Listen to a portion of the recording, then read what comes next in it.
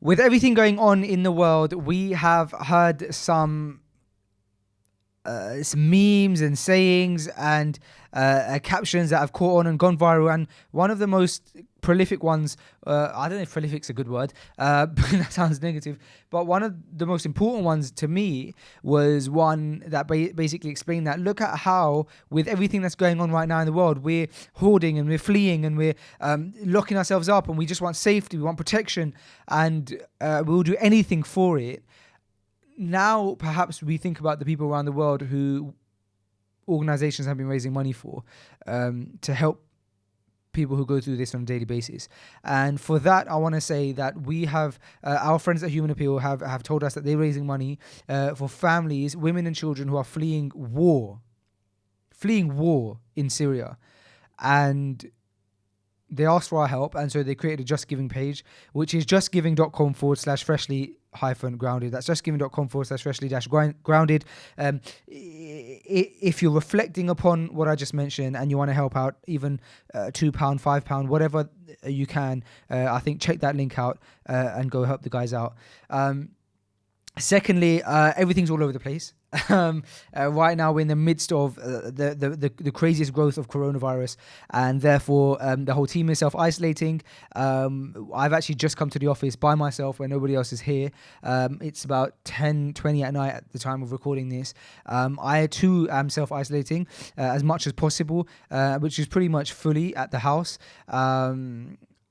But what has happened is we've done a amazing podcast. Even in the midst of all of this, we've done a podcast with a brother called Wali in America, from Chicago. He's very well known on Instagram. You can see him on his Instagram account, which is Instagram. Well, it's not Instagram. It's at. Get ready for it. Wali, WALI_Khan, KHANN. There's two N's there. He is an amazing public figure who is a nurse in Chicago, and right now he's on the very front line of everything that's happening with coronavirus. He's been called into work. He just got off a night shift and did an hour podcast with us. May Allah bless him. And we really hear about what's happening in the hospitals right now across the pond in the States, and inevitably what must be happening here. With the nurses here as well and the doctors here. Just an amazing brother to speak to and to get crazy insight as to what's happening with the coronavirus right now. We had this chat over video, and so I do apologize if there's any issues with the technicalities, but I think it's an important conversation to hear. I am just so tired right now, man, and that's why I'm mumbling, although I am generally a mumbler. What's happening with Freshly Grounded over this coronavirus situation? I may or may not have already put out the video where we explain what's happening with our tour. If I haven't, the video will come in a few days, and so I would say wait till the video comes out. Ticket holders for Birmingham and hopefully London by now should have been made aware, and we're slowly getting to all ticket holders. Don't panic in the sense that we are getting through to everybody before the tour, and kind of giving you an update of what's happening with that, and inevitably a video for the entire public, those who are ticket holders and who are not ticket holders. But like I said, all the updates are being emailed, and also we're going to make a video about it properly, so I won't pollute this episode with that. This is an amazing episode, guys. Before you get into it, I just want to say, if you love this kind of thing, if you enjoy Freshly Grounded, if you support it, we do have the best supporters in the world. I do ask that, especially during this challenging time where our business has also been affected, as well as inevitably the health of loved ones. Alhamdulillah, the health of loved ones on our end has not necessarily yet been affected too much, but we are, our nan is isolating, she's above 70 years old, and that kind of stuff, but inevitably this is also having an economic effect on businesses, and when you're such a small business like Freshly Grounded, the effects can be extreme. Alhamdulillah, we put our tawakkul in Allah, we put our trust in Allah. But if you love this kind of thing and you want to see it keep going, we do ask that you do check out our Patreon page, which is patreon.com/freshly grounded. That's patreon.com/freshly grounded. From as little as around £5 a month, you are able to support us and get a bunch of free content, get discounts, get merch, and get added content and get every episode early and ad free. So please do check that out. And without any further ado, this is Freshly Grounded with Wali Khan. And welcome to Freshly Grounded, the brand new podcast by best friends Faisal and Sam. Huh? I said welcome to Freshly Grounded, No, after that bit. the brand new podcast And after that bit? by best friends Faisal and Sam. Really? Okay, Bismillah. I think we are live. We're good. I think everything is set up. Alhamdulillah. Good. Great. I'm glad to hear. Alhamdulillah. All right, we'll get started then. Assalamu alaikum. Walaikum salam Wali, wa rahmatullah. welcome. This is the first time we've done Freshly Grounded in a manner where the guest is not sat right in front of me or next to me. And I think that is very apt because we're doing it because obviously we're in two different countries. But I think with the current climate of how things are going, we would have probably done an episode like this anyway to kind of practice social distancing, I suppose, because on our table, I think we're like, I don't know, less than a meter away from each other. So Jazakallah khair for joining me. Oh, yeah. How's things going on across the pond? I think we're just a few steps behind you guys. Europe seems to be kind of the epicenter of everything right now, especially with Italy. But per usual, we're a little slow to act, you know. So each day, new updates, new federal regulations, new medical discoveries, because this is so foreign and so unknown, and so rapidly evolving and changing, you know. So I think we're just, unfortunately, a few steps behind Europe right now, because we're watching videos and memos from Italians that were recorded 10 days ago. And I'm sure you've seen those on the internet, right? Videos recorded by Italians 10 days ago to themselves. So it's almost like we're playing tag, you know? Yeah, no, it's the same here as well. I think things have been pretty slow. Only now has the Prime Minister Boris Johnson closed schools. So I think just like Donald Trump over there is doing kind of daily briefings, and we've got the same thing happening over here. And yeah, everything seems to be changing day by day. It's interesting because this chat was meant to happen obviously kind of a few hours ago, and then we last minute, I think I saw the message when I woke up in the morning. You had messaged me that you got called in, so you're a male nurse. I am. I don't know why I said it like that. Do you know what it is? It's because I saw one of your posts once where you, by the way, your posts on Instagram are incredibly insightful and amazing, and I think open up a person's mind so much to so many to just understanding kind of well, especially what a nurse goes through, to be honest. But very, very insightful. So Jazakallah khair for that. And I would recommend anyone who is intrigued as to what Wali does to go over to his Instagram and read his stories, but also go there if you're just generally unaware of what nurses do in general, because I think nurses are very much so undermined. I feel like I've known this for a while, because I've myself, have had people around me who are nurses, so I can appreciate to an extent what you guys go through, but it's crazy because you guys really are on the front line. And so what happened is you sent me a message and said, I've been called into work last minute. I'm actually meant to be on holiday right now. So how was that? And you just finished night shift, you've had a sleep, you've woken up, and the first thing you're doing is having a chat with me. So Jazakallah khair again for that. But how did that all kind of happen, and how crazy is it for you in your field right now? Alhamdulillah, man. It's a blessing nonetheless. So like I had mentioned to you earlier, today, right now, like this moment, I'm supposed to be in South Africa for some humanitarian work that we were going to be doing with Penny Appeal USA for Ramadan. And so this entire week I had requested off for vacation, and I'm supposed to be sitting in South Africa. Everything gets canceled. The trip is canceled. This vacation that I had, I could have used to be outside elsewhere, but now we're on this quarantine, self-isolation. And so just a background about myself. because I'm sure the viewers, not everybody knows who I am. I'm actually a critical care, trauma ICU, and trauma resuscitation nurse in Chicago. So I pretty much have, a duality of expertise when it comes to training, because I do kind of like ER resuscitation, because we do get a lot of blunt and like penetrating trauma. So because it's Chicago, a lot of gunshot wounds, burns, car crashes, etc. But I'm also cross-trained in critical care in the ICU. And with the current outbreak, the COVID-19, when the patients are, their prognosis progresses, they become very, very ill. They have to be hospitalized. They're usually intubated or they're receiving BiPAP on a ventilator, and these become ICU patients. So because I'm home, there was some short staffing. Nobody wants to come into work. People are scared. I mean, nurses are also human beings, right? Like doctors, physicians, pharmacists, radiology techs, you name it, PAs, nurse practitioners. At the end of the day, everybody's scared for themselves. You can preach everything like we're on the front lines, but we also got kids and wives and family members that we want to protect. So people are calling in. There's shortages of staff. There's shortages of the personal protective equipment that the medical staff has to wear because the whole world is panicking.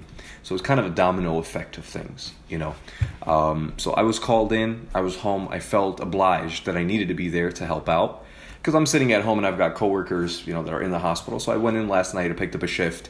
I didn't have to, because I'm technically on vacation. I picked up a shift. I work night shift. There's a saying, I don't know if you guys have it in Britain, but the freaks come out at night, right? And it was a song too. So, yeah. right, the freaks come out at night. So all the crazy trauma, it happens at nighttime. So for all of my professional career, I've worked night shift. It's just a different experience for me. So I went in. I usually work 7 p.m. to 7 a.m. And we've been trying to make this happen since December. And I was like, listen, man, we got to do it now. So alhamdulillah, I worked my shift, came home, and slept and connected with you. So. Yeah, well, I think it's true. Alhamdulillah, it was in the qadr that it was meant to be now that the episode happens.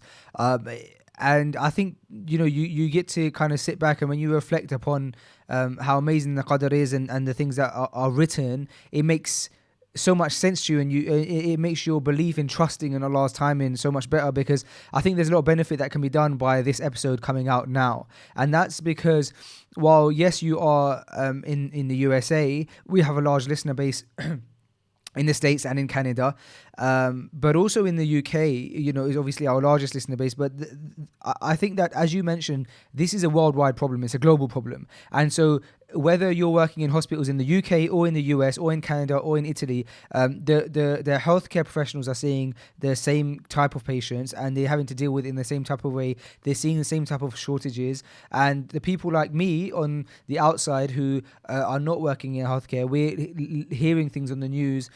A lot of the things are worrying, and it's interesting to get some insight from someone who is there, like I said earlier, on the front line, understanding kind of and seeing exactly what's taking place. For example, over here we're seeing that there's a huge panic, or it seems to be a huge panic, for ventilation systems, and that providing oxygen is something that is like the number one thing to do. What's that been like? Are you experiencing the same thing in the hospitals over there?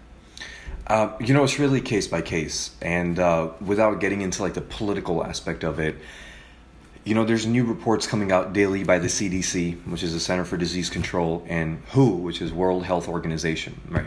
And they're giving you projected statistics on where we are today if we don't, utilize certain restrictions upon ourselves, such as social isolation, right? Or social distancing and the hand hygiene and all that. This is what can potentially happen in 14 days. This is what can potentially happen in 1 month. This is what can potentially happen in, 2 months and 3 months. Meaning, if you have this many detected cases now, this is how many deaths it can lead to. Well, if this many people get sick, this is the amount of equipment that you would require.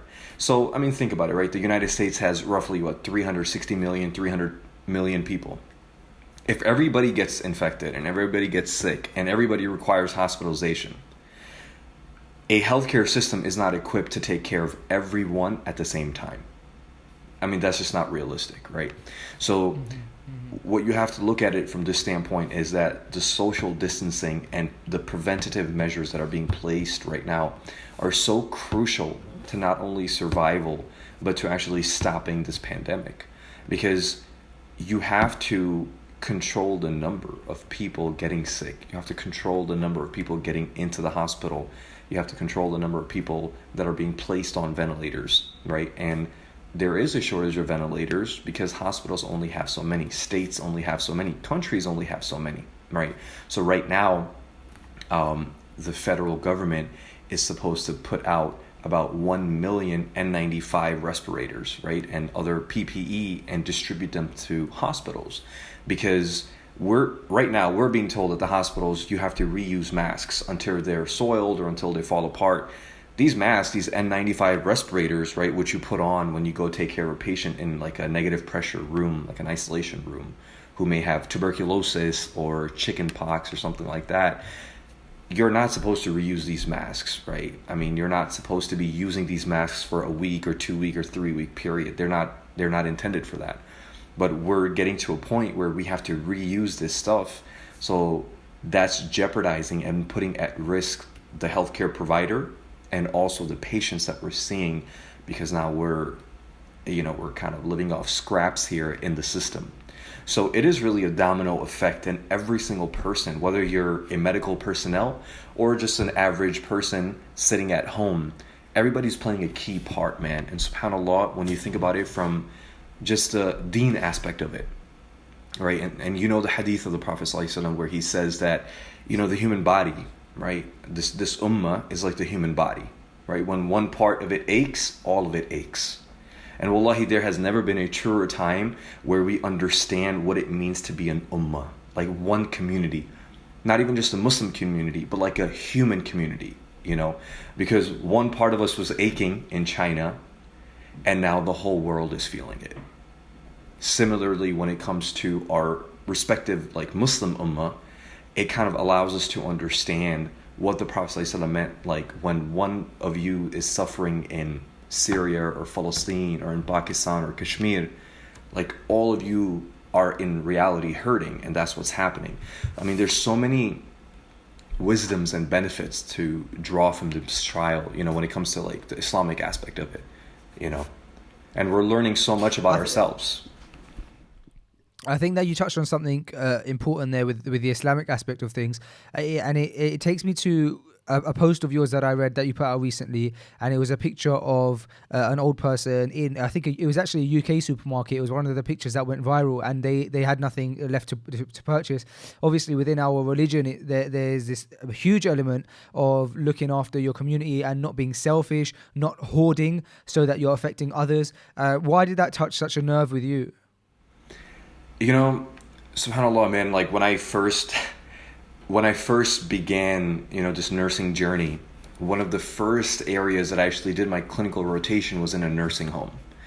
And if you talk to any nurse or nursing student, nobody likes the nursing homes, man. They stink. They smell like urine.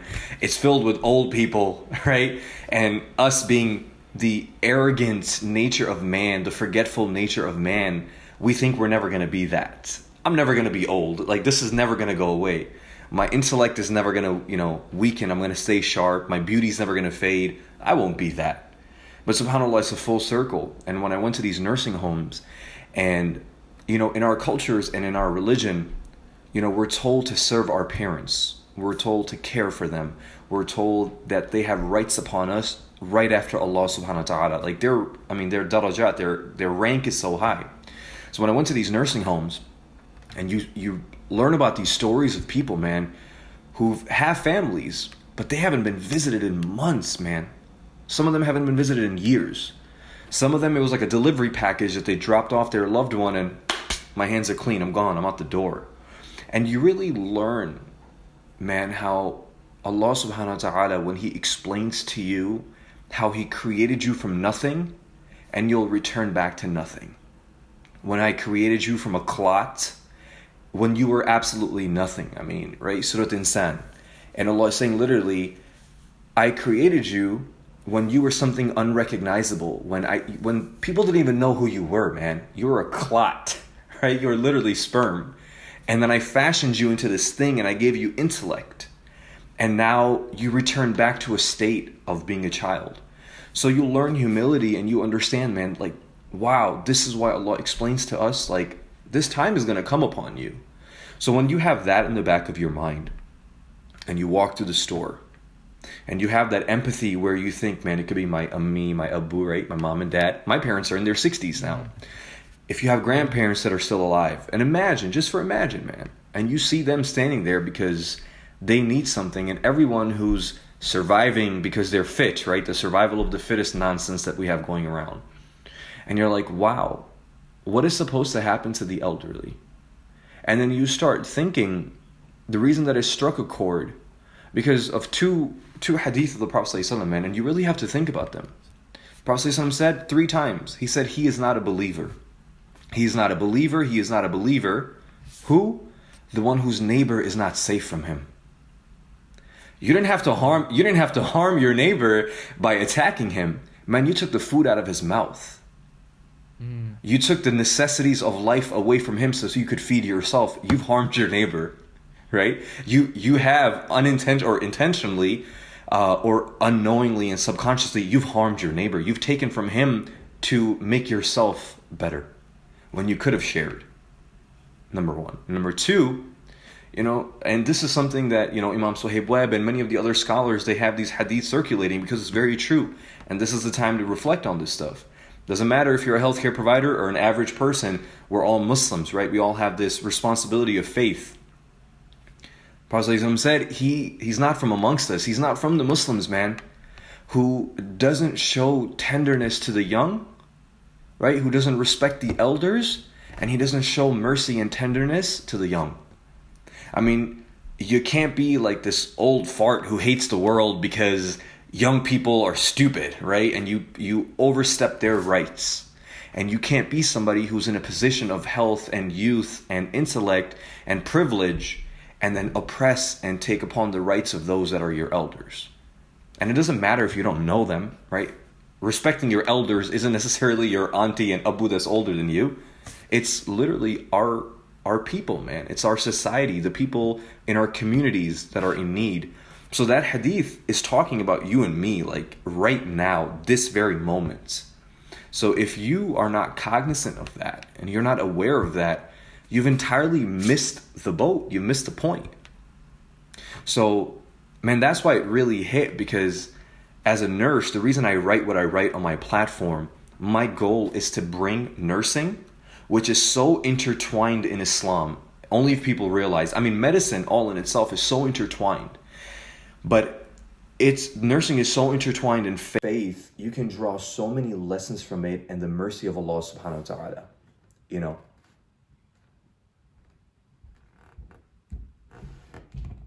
Give me 2 seconds, something happened. No problem.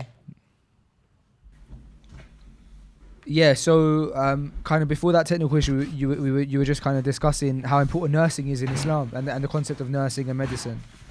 Yeah, what I was saying, man, like Islam and medicine are so intertwined, right? That's why Aisha radiallahu ta'ala anha, Imam al-Ghazali, like these scholars of our religion, they were geniuses because they actually found the secret of the human body and medicine and how intertwined it is.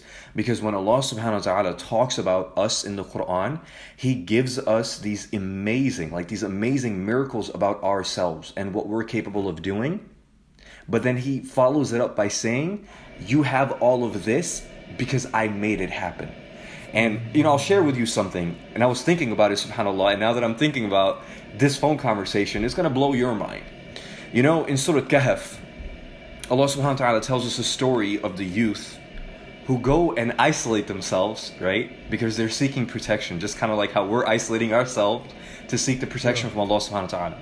So they seek protection into this cave, and Allah subhanahu wa ta'ala gives them mercy and He allows them to fall asleep. And they fall asleep for what? 309 years, right? So now, one of the key aspects of taking care of patients in the ICU who are critically ill and are perhaps intubated and not able to take care of themselves is that they can't turn themselves from right to left. And what happens is that if you stay on one side for too long, or if an equipment is pressed against your skin, you start to form ulcerations, skin pressure, like skin tears, right? Skin sores, or sacral ulcers, they're called, sacral decubitus. And what happens is your skin begins to break down from the pressure, blood is not circulating, your tissue is necrosed, right, or it's dying, and because of that, your blood supply to that area ends, the skin tears, major infection, and you die. You can literally die from having bed sores. And that's why a lot of these nursing homes, these, the elderly population, they get bed sores because nobody's turning them, they're not being taken care of, they may be laying in their urine, and then the skin becomes wet, and then the skin breaks down, and people get infection and they die.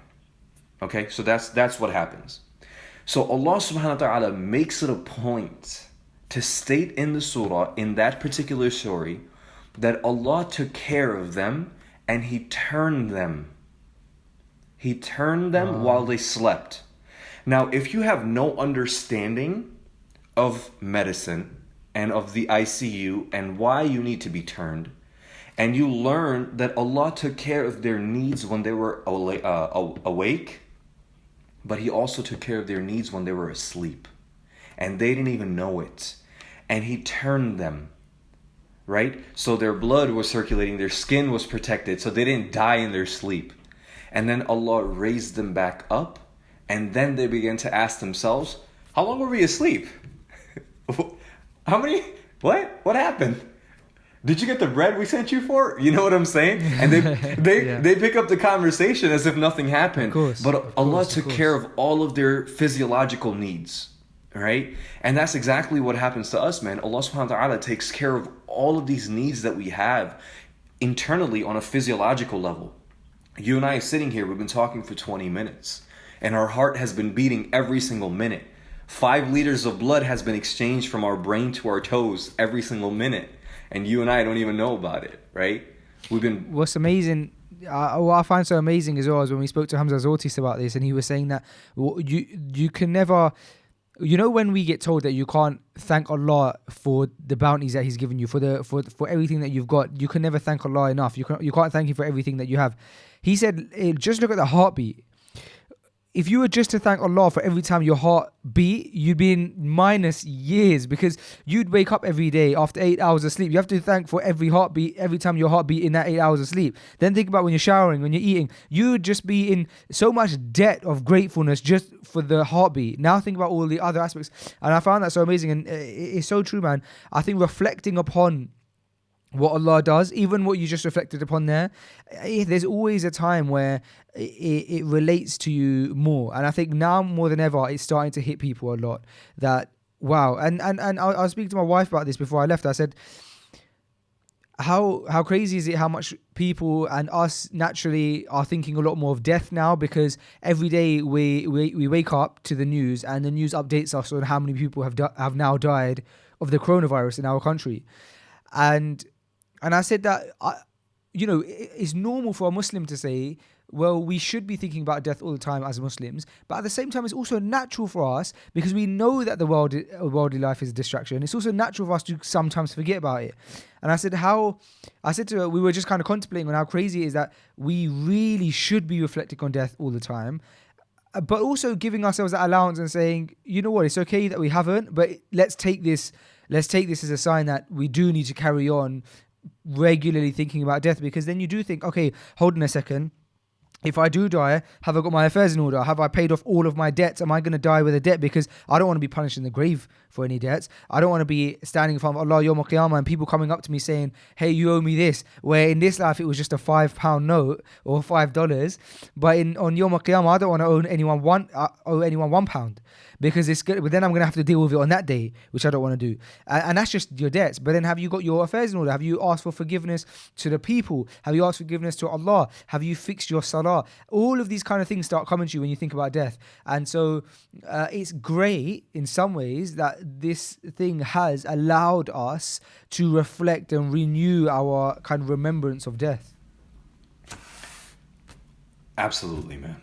Absolutely. because life has come to a screeching halt for so many of us. Literally, I mean, like, it's like, that's it, you know? And we really realize, I mean, it's 2020, man, right? Right now, you and I sitting here, I've got 3 super advanced technological advancement, you know, instruments here, right? I've got an iPhone there, an iPhone here, a tablet here, a laptop here, right? And we have all of these advancements, man. We got nuclear bombs. We can kill people by pressing a button sitting literally a continent or the opposite side of the globe, right? We can do all that. We're changing our genders, man, right? We're literally changing the creation of Allah because we think we're so advanced. One thing comes that we can't even see with the naked eye. And right there, Allah exposes us. SubhanAllah. Like everything about us just got exposed. And this is why Allah is Al-Ghani, man. Allah is rich. We have everything, and we're so poor sitting in our homes. We can't do anything, man. We have everything, yet we have nothing. And Allah is Al-Ghani. This is why Allah is rich.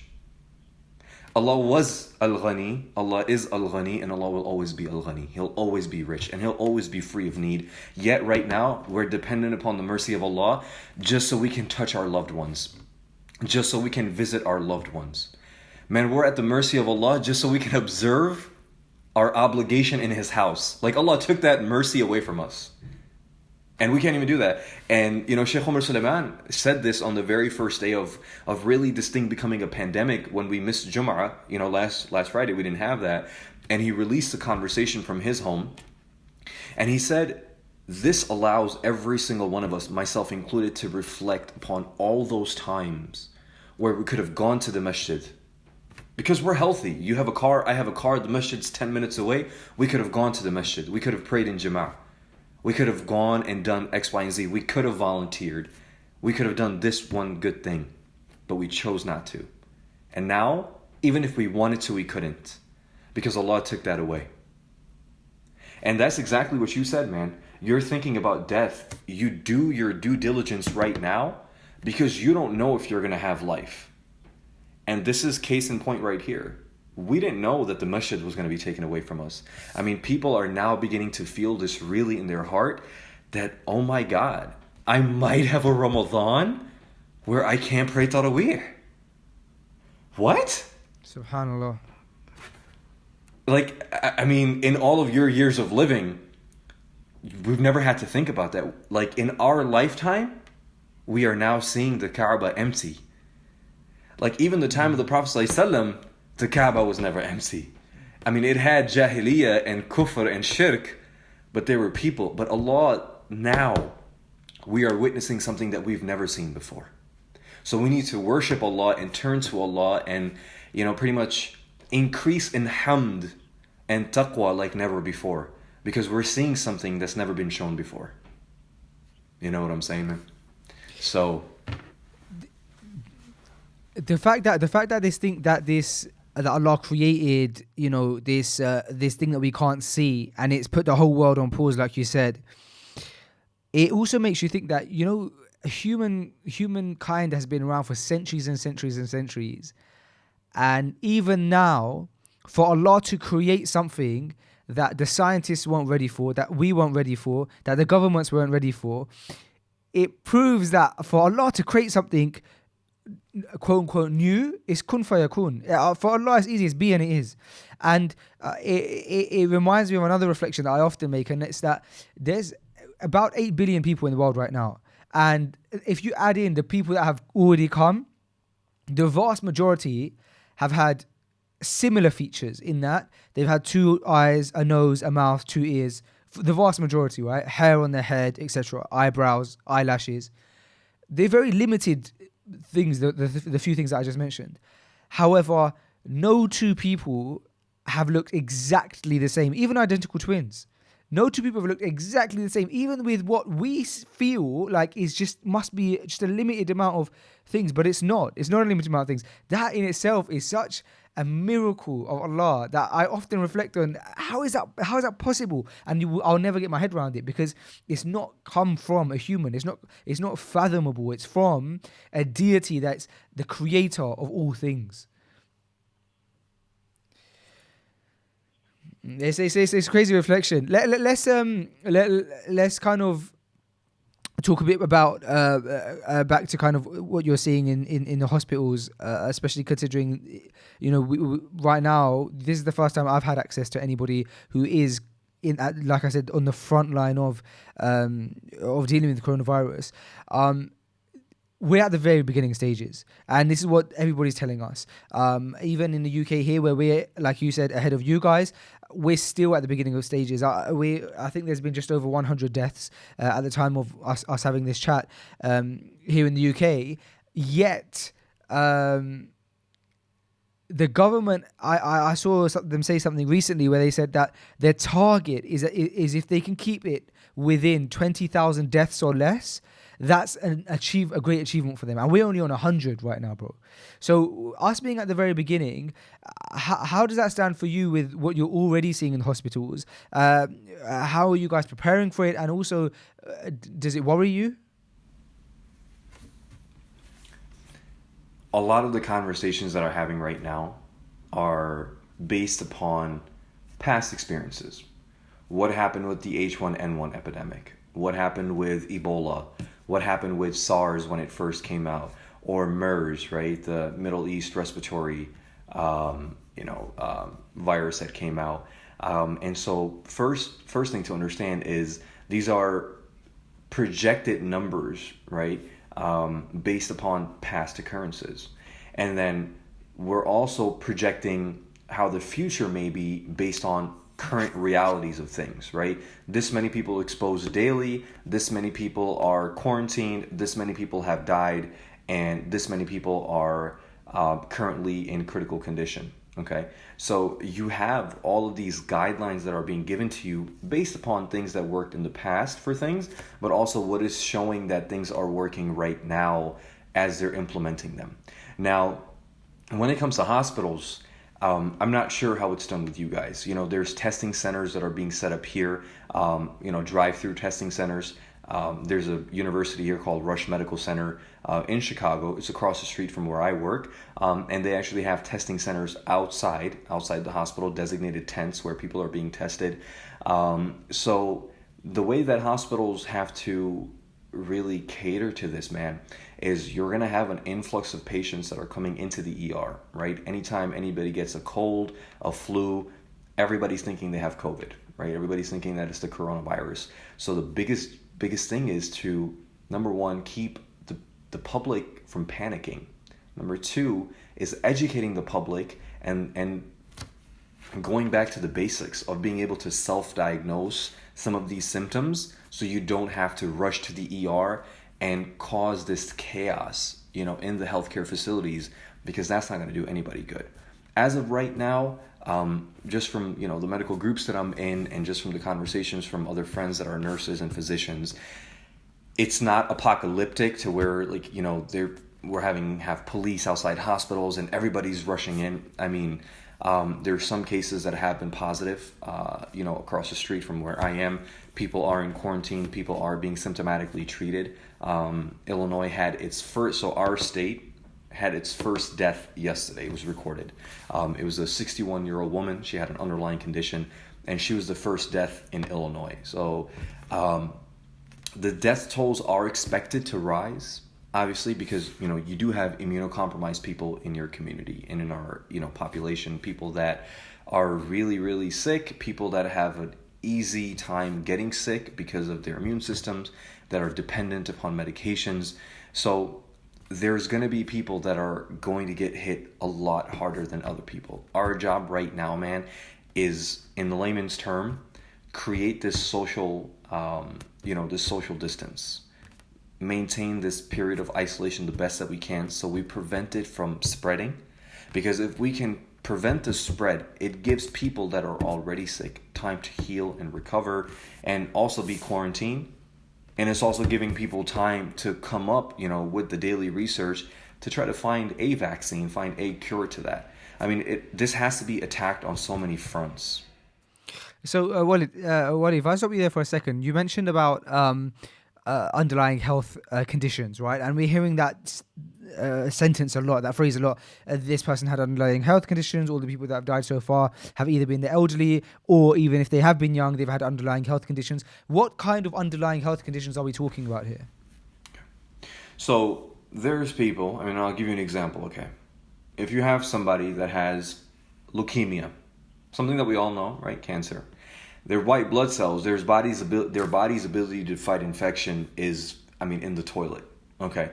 So if an organism comes and attacks the body and your immune system is not adapting and you're not able to respond, you're going to get hit really, really hard. Essentially, if you have a house and you got robbers coming, but you have absolutely no protection, no security, you don't even have locks on your door, your house is the first one that's going to get broken in because your security measures are not strong or they're not even there. So if you're a human being, right, with underlying health conditions, for example, cancers of any sorts, right? If you have a weak immune system where you catch infections, if you're anemic, you have low blood count, if if you have heart disease, diabetes, if you have history of, stroke, and these are comorbidities. That makes you more susceptible, right? Because you already have your body responding to an outside source. And so it flares up. So you have a higher chance if you're exposed to, such environments. People that have asthma, COPD, underlying respiratory disease, it makes it significantly harder for them. Yeah, because I've had asthma all my life, and you keep hearing these terms, underlying health conditions, and you think to yourself, you're young, and it's there is an element of naivety at this point. Like you mentioned, we think that we're never going to grow old. We think that we're invincible. Where I've been saying, I've been going out to work and I've been popping here, popping there, and again, it took for a conversation with my wife for her to say, look, let's try our best to really stay in the house as much as possible. She said to me, look, you have asthma. We don't know what the truth is. We don't know much about COVID-19 or enough at all to know really how things are affected, and yeah, man, it helps provide some clarity, even kind of you discussing things so openly with us. What sucks is... Yeah, go ahead. Sorry, I wanted to comment. Asthma is not, like a disease. It's not something you wake up every day and you worry about and you say, oh my God, I have asthma. Another day I have to live life with asthma, right? But when you have an asthma exacerbation and your asthma flares up and you don't get your neb treatment or you don't have your inhaler, you can die. Right? If you have an asthma attack and you don't get, the proper thing that you need to open up your airway and your lungs, you can potentially die. Right? You've had an asthma attack where your chest tightens up and you're dying. Now that's affecting, your respiratory system. So now, are you at a greater risk than somebody who's healthy? Possibly, could be, right? Doesn't mean you're an unhealthy individual, but now you have something that I don't. Right? Maybe that asthma turns into something else and you get exposed. It's all about exposure too, man. Like, who are you exposed to? Because the thing is, you don't know where people have been. You don't know what people have touched. Newest research came out yesterday, right? COVID stays airborne in the air for 3 hours. But when it comes to surfaces, metal, wood, floor, totally different. It stays up to 22 hours, 24 hours, 18 hours. Complete difference. Wow. CDC, they released this, this morning, right? Because we were just learning, why should we have social distancing? Okay, bro, because if I'm hanging out with you and you're over here coughing, sneezing, doing whatever on my table, in my car, in my house, wherever, and then, okay, salamu alaikum, it was great hanging out with you, and you go away.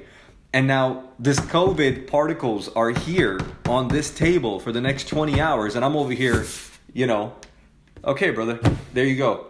That's how you get exposed. So that's why this social distancing is so important, because I don't even want to be near people, man, if I don't urgently have to. Like when a patient comes into the hospital, I don't know where they've been. I don't know what they've touched. I don't know who they've been hanging out with. And same thing. And that's why It's like, listen, unless it's absolutely necessary, be mindful where you're going places. When you go to a grocery store, you're touching carts. What do you know about the person that touched that cart before? This is why you need to sanitize and clean before you touch and then after you touch. That's why you minimize your social outings, because you're placing yourself and others at a higher risk because you're being exposed to unknown, right? Unknown people and unknown organisms that can be there. How does your family feel about, you being in the hospitals? You're obviously very passionate about your job. One can see that from your Instagram and your messages and how passionate you are, but also from the fact that you got called while you were on vacation and you jumped at the chance to be able to help out your community. It's very clear that it's something that you're passionate about. Do your family worry, especially in a time like now? My parents are in Pakistan right now. Okay. So is my dad. Yeah. So my parents are chilling, right? And they're like, oh, it's Pakistan. We're okay. We're doing good. Take care of yourself. And I'm like, no, you got to take care of yourself too. Like, Pakistan's not immune. They actually have cases there. I have siblings here, and they have young kids. So they're practicing, honestly, just being quarantined and social isolation to the best of their ability. Kids are out of school. They're staying home. Friends are not coming over. They're not going anywhere. Alhamdulillah, some of my family members have the privilege and blessing of being able to work remotely and from home. While, some members of my family, they have to go out, like they got to go to work. But their interaction with people is limited. As far as I'm concerned, I have to be extra careful because I'm in this space where, man, it's kind of like a free range, I don't know what can come in through the door, and I don't know who has what, right? I'm literally kind of like, they're using the word front lines, but I have to make sure that I'm taking all precautions when it comes to, masking when I need to, because I'm taking care of a patient that is showing some form of symptom or some sort of, cough or fever or whatever. I have to take proper precautions, right? I got to make sure that I'm washing my hands. I'm wearing my mask. If I got to, gown up, I'm gowning up. If I got to put a face shield, I'm putting on a face shield. I'm constantly washing my hands. I got family at home. So if I don't do my part, man, I'm going to put them at risk. So I'm concerned about them just as they're concerned about me. And, you put your faith in Allah, man. You do your adhkar, you read your du'as, and you do what you got to do, man. Teachers can work remotely. Teachers can work from home. There's so many people that you can have meetings. There's memes going around on the internet. Oh, so that meeting could have, that email, that meeting could have been an email, right? You see that. Yeah. But some of us don't have that privilege, right? Like, we don't have the capacity to work remotely. I can't work remotely as a nurse, right? You can't work remotely as a doctor. And people that have to be in the hospital, that's my livelihood too at the end of the day. Yes, I'm passionate about serving people and servitude, but I gotta eat. Let's be real. I gotta feed my family, so I have to go to work. And it's important to understand that not everybody is afforded, that capability of working remotely. So the struggle and the danger is very real for a lot of people, and we have to be cognizant of that, And that's another thing that we have to be grateful for. Allah has given us that ability to do that. Man, I honestly commend you, Wali. I think that nurses are kind of the unsung heroes oftentimes in our societies, and don't get enough credit. And I know that that's an internal conversation that nurses often kind of get frustrated about as well, but it's the truth. And the fact that you're willing to kind of go out there and to treat the community, I think is amazing. So jazakallah khair for that, on behalf of everyone you have been helping.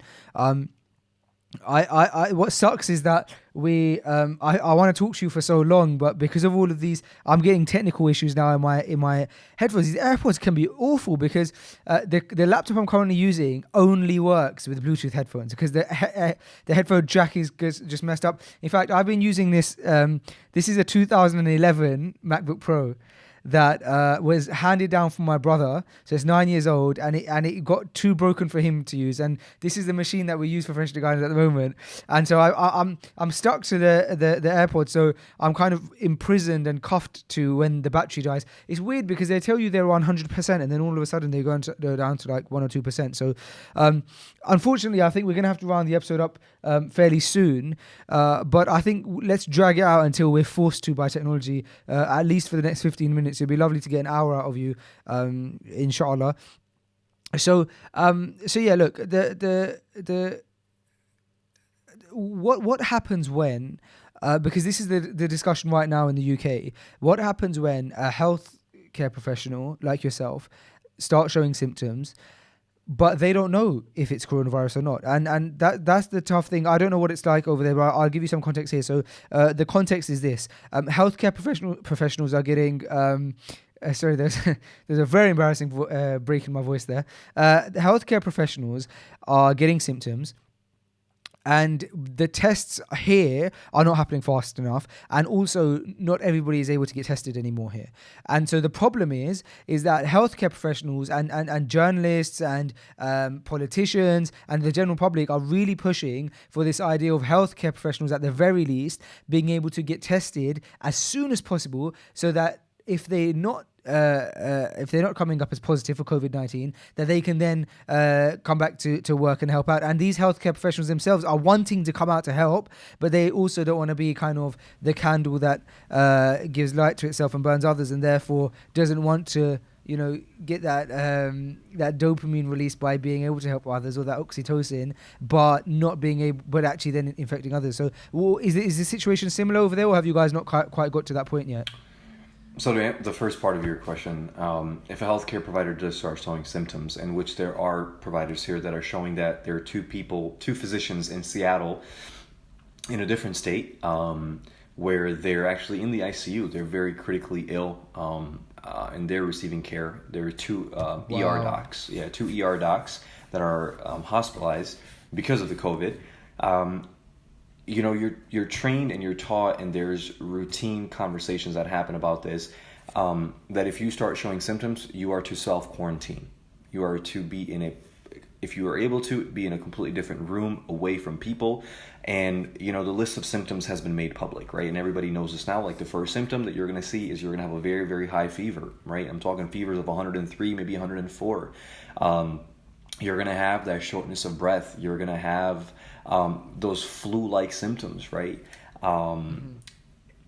And you're starting to see the peak onset of these symptoms at, you know, essentially like 10 to 12 days, 10 to 14 days. That's what you're seeing. What they're doing right now, like I said, you are to self-quarantine, and if the symptoms progress and continue to get really, really bad, then you are to go to the ER, right? Then you are recommended to go and seek that care. But initially, if you do show symptoms, you are to self-quarantine, call your doctor and speak to them over the phone. And should the symptoms persist, then, you know, additional care is warranted. When you do go to the hospital, you're getting symptomatic care right now, as you would for the flu, as you would for any other thing, right? Your fever, your cough, your breathing difficulty, you're being cared for that, because the test vaccines are still being worked on. So it makes no sense for every single person, and that was something that we mentioned earlier, every single person that has a cold symptom or a flu-like symptom to rush to the ER. That's why that period of self-quarantining is important, to see, you know, what happens and how it develops. Are you able to treat these? Does it go away? Did you take your flu vaccine this year? You know, these things give some clarity in that time period of, you know, self-isolation and self-quarantine. Healthcare providers are an extremely high risk. I mean, we are at the highest risk than anybody. When your nurses and your doctors and your, you know, emergency personnel fall ill, you don't have anyone to take care of your ill. That is your biggest disaster. That's the end. So you have to make sure that your healthcare providers are taken care of, that they have avid testing readily available. And I mean, there's no ifs, ands, or buts about it. The same issue that you guys are having, it's the same issue here, right? The tests aren't readily available. People aren't being tested fast enough, and low numbers are being reported if for the people that make that argument, well, it's only this many out of this many million, we're not testing everybody. You don't have the accurate statistics. Whatever you get fed through the news mediums and the federal government, best believe you need to multiply that number to a greater capacity. Because like you just said, people don't have readily available access to testing. And then there's that turnaround time of 24, 36, 48 hours to get the results back. So there's a lot of these factors that are going in here. So should you start showing symptoms, it's important to self-quarantine, right? And speak to your doctor or primary care provider and discuss what the plan of care should be as the days progress, and what should you do, when should you go to the ER. And that's honestly what everybody across the spectrum is being advised. I've heard different things being floating around with regards to the incubation period. There's a hospital in Liverpool, which is a city up north of the UK, where they kind of specialize in infections. And I spoke to a kind of junior doctor from there on the phone early on, when probably about 2 weeks ago now, or maybe a week and a half, and he was mentioning that the incubation period is 2 weeks, which means that you can have coronavirus for up to 2 weeks and then start showing symptoms. So you could have it and not know. Then I've heard other conversations of that being 7 days. Do you have any clarity on kind of what your experiences have been? So the isolation period here has been noted as 2 weeks. Fine. And that's the opinion that I'm with as well. I haven't heard anybody say about, it should be 7 days or whatnot, but right now, majority of the studies that are coming out and the conversation around the circles is about 14 days. Because when you are quarantining, that is how long you're being quarantined for. I had a coworker that traveled, throughout the United States, and she's actually in isolation right now, self-quarantine for 2 weeks. She's not showing any symptoms, but because she was amongst those people that traveled and went around, she was near the state where the largest outbreak is. She's being advised to self-quarantine for 2 weeks. In case she starts showing symptoms, she's not perfectly healthy, no, nothing at all, but to be on the safer side, it's better for you to self-quarantine to make sure that nothing develops and that you actually are not carrying it, because you can carry it and not know it. And you can carry it and be giving it to others and not know it, because you haven't started showing symptoms yet, right? So that's why also that self-quarantine and social isolation is so important. So if you were around somebody that traveled, if you traveled, right? If you're taking care of people and you start showing symptoms, this is where that self-quarantine is so important, because it allows for your body to respond and for symptoms to show, so you understand, number one, if you have it, if you're a carrier, if you've been giving it to other people, and what the next steps are going to be. The carrying it and not knowing whether you have it was something that was spoken about a few times over here as well, in that some people who are very healthy, very fit, may have had it or have it and never show symptoms. And I think where you're discussing social distancing and quarantining yourself, I think it's more important there than ever, because you could think to yourself, well, I don't have it, I haven't had it, I have had no symptoms, but clearly there have been cases of people who have tested positive yet had no symptoms. Over here, Idris Elba recently, a few days ago, made an announcement to say that he tested himself. He got tested, because he had come into contact with someone else who has it, yet he has shown no symptoms, and he said, I feel fine, I have no symptoms, and yet he's tested positive for it. So it's weird, because very early on, inevitably everybody's having these discussions, as were we in the office, where we were saying, look, you don't know how much of this is fear mongering, how much of this is reality, and then how much of it is actually true, and we should really take extreme measures to self-isolate. And I think now all of that has been blown out of the water, because we're seeing such a rise in deaths so drastically every day, and now I think it's got to the point where everyone is understanding the seriousness of it, which is really important. But if not if they hadn't yet, I think the conversation that I've had with you today has really pushed forward this idea of, look, self-isolate, even if you don't think you have symptoms. If you're able to work from home, if you're able to self-isolate, it's the truth. And it's nice coming from someone who, like I said, is there, who is present there, who isn't necessarily a political figure, who's not saying this for and can't be saying it for some kind of gain by themselves. Literally, you are one of those people that is in the hospitals right now, and you're seeing it. So I think it's very important that the self-isolating conversation has happened. And Faisal, to comment on just one thing that you said, man, the fear-mongering, the hysteria, that's going to exist, man.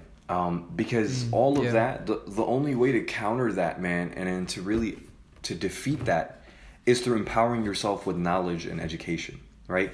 Because action without knowledge is ignorance, right? And knowledge without action is insanity. So if you're acting without having the proper knowledge, you're simply an ignoramus, right? You're ignorant. You have no idea what you're doing. You don't think you're going to give it to people? Okay, you're not going to social distance. You're going to hug. You're going to hang out. You're going to do this. You're still going to go out. Then you are simply an ignorant individual who's refused to take upon the responsibility of learning and bettering yourself, protecting yourself and others. And now, if you have all of this knowledge and you still don't do something, then you're crazy, man. Then you're crazy. You're in denial. And you feed into the hysteria. And that's where our conversation started. And you're taking away from those that need it. And you're hoarding. That's going to create chaos. So the best message to the public, man, the best message to the Muslims, to the non-Muslims, whatever, is if you want to survive and if you want to maintain your humanity and if you want to maintain that love and that neighborly aspect of who you are, and what we're told to do is enjoin what is right and forbid what is wrong, man, educate yourself. What is the way out of Jahiliyyah? It's toward guidance, right? It's towards Islam. It's towards the Book of Allah. Otherwise, we remain ignorant. Same thing here, man. If you want to empower yourself and you don't want to act irrationally and you don't want to give into the fear-mongering and hysteria and the fear of everything and that the world is ending and we're going to die, read from credible sources. See what the publications are, right? Don't take your news media or the comment section of an Instagram post or a Facebook thread to be divine law, right? Because everybody is an expert. Right? Yeah. Everybody who's never even been to school, who doesn't even know what a difference between an antibody and an antigen, right? Or what a virus is and what an infection is, and the fact that you can't treat a virus with an antibody,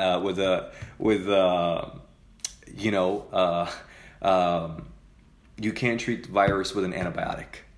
Right? Like, you can't give somebody an antibiotic for a viral infection that doesn't work. But you don't know the difference because you're ignorant, but you're preaching things and you're giving into this mass hysteria and craziness because everybody else is doing it. Oh, and you read on Facebook that there's a cure. Man, subhanAllah, there is a crazy thing, man, that I saw. I mean, it is bonkers, right? Mad, as you guys say. It's totally mad, right? I like the English accent there. Totally mad.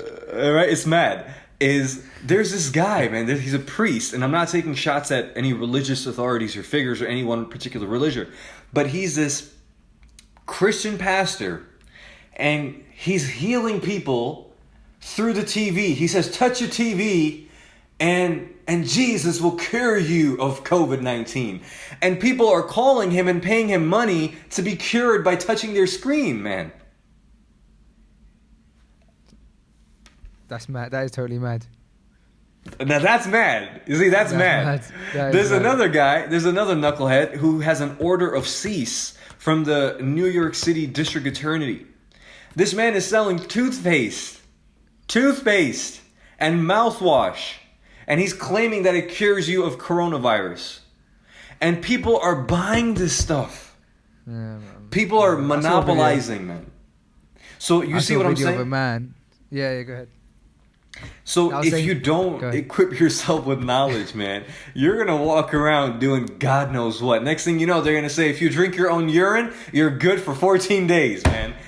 Man, you'll be surprised, man. You'll be surprised. Listen, man, stuff that we've seen already. I'm telling you, it's crazy.